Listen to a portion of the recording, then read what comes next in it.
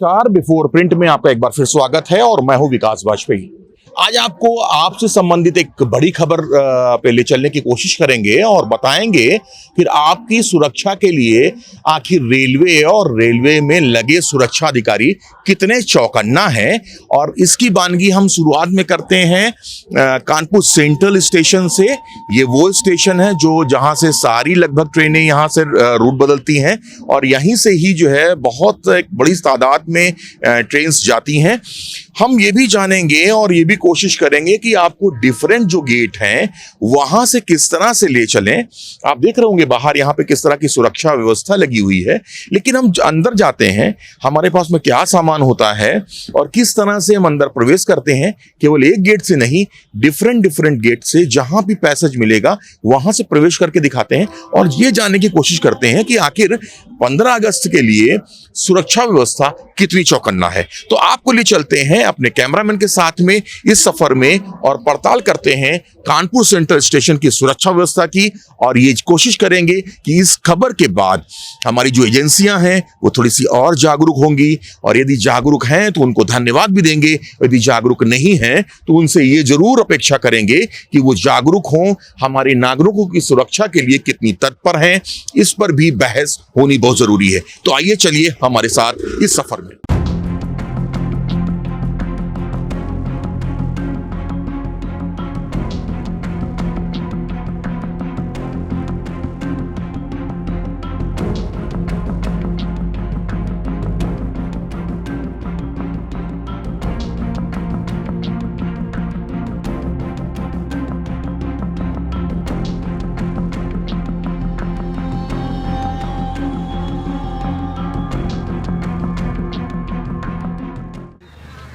तो अभी आपने देखा कि मैंने किस तरह से ये एक कुछ पत्थर के टुकड़े हैं, इसको एक कागज़ में लपेट के एक बम की शेप दे के एक झोले में रखा हुआ है।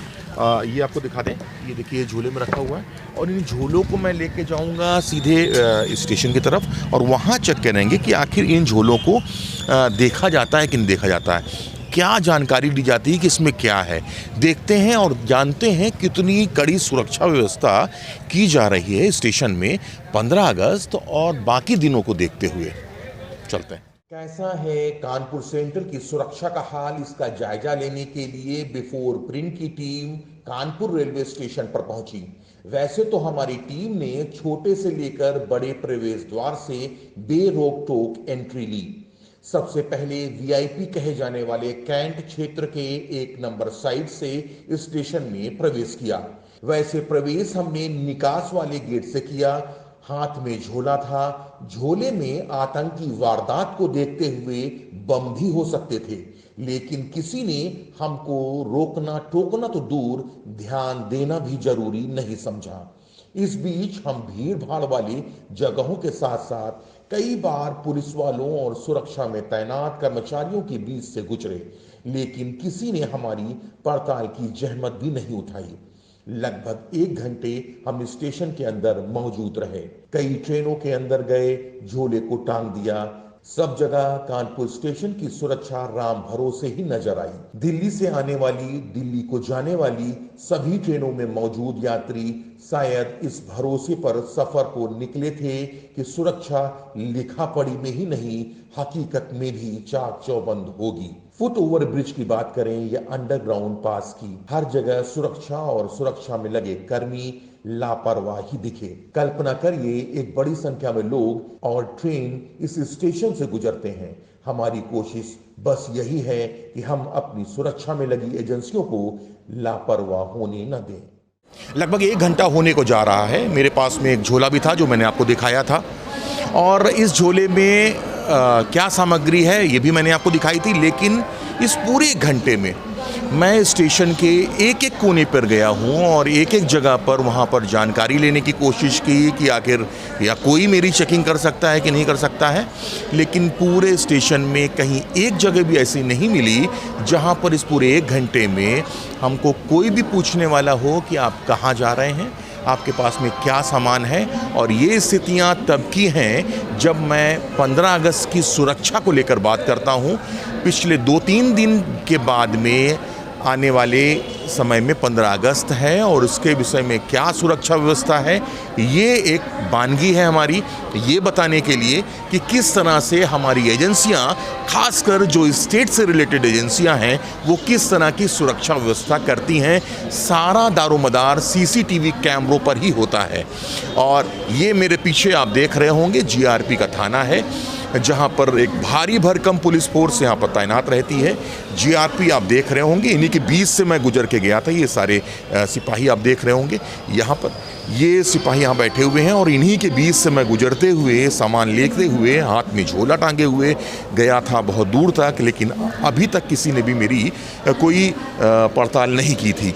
तो ये सब चीज़ें बताती हैं कि हम लोग किस युग में जी रहे हैं, हम किस सुरक्षा के लिहाज से कितना चौकन्ना है और कितने सजग हैं हमारी अपनी सुरक्षा को लेकर।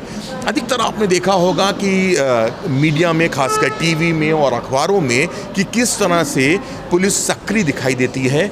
और ये मैं 20 साल का अनुभव अपना बता रहा हूँ, तो ये कहा जा सकता है कि जब पत्रकारों को आवश्यकता होती है सुरक्षा व्यवस्था की फ़ोटो छापने की, तो इस तरह की फ़ोटो आप तक पहुंचा दी जाती हैं।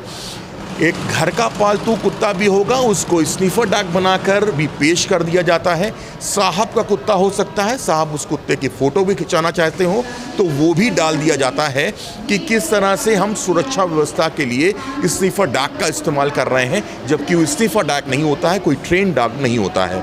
तो ये सारी व्यवस्थाएं बताती हैं कि जितनी भी आप फ़ोटो ये टीवी में और अखबारों में देखते हैं, वो खासकर उन्हीं लम्हों के लिए होती हैं जो आपको बताती हैं कि हम सुरक्षा कर रहे हैं, लेकिन सुरक्षा नाम की कोई चीज़ ज़मीन में और हकीकत में होती ही नहीं है। शायद उसी का ही एक तजुर्बा आपके सामने हमने पेश किया है कि हम किस तरह से यहाँ पर स्टेशन में 1 घंटे से लगातार कई जगहों पर गए, हाथ में झोला भी लिया हुआ था और झोले में क्या सामान था उसको भी दिखाया था कि एक जगह पे जाकर, और हमको हमारा लगभग 200 पुलिस वालों से सामना हो चुका है, लेकिन एक पुलिस वाला ऐसा नहीं मिला, एक व्यक्ति ऐसा नहीं मिला जिसने ये कहा हो कि आप कहाँ जाना चाहते हैं और उस झोले में क्या सामान लिए हुए हैं।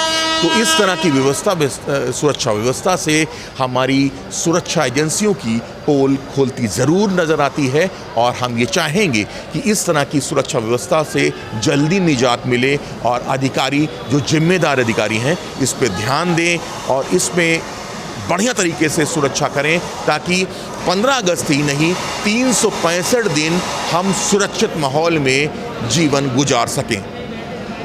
कैमरामैन शंकर के साथ विकास वाजपेयी, बिफोर प्रिंट के लिए। अगर आपको हमारा वीडियो पसंद आया हो तो इसे लाइक करें, सब्सक्राइब करें और साथ ही बेल आइकन दबाना ना भूलें।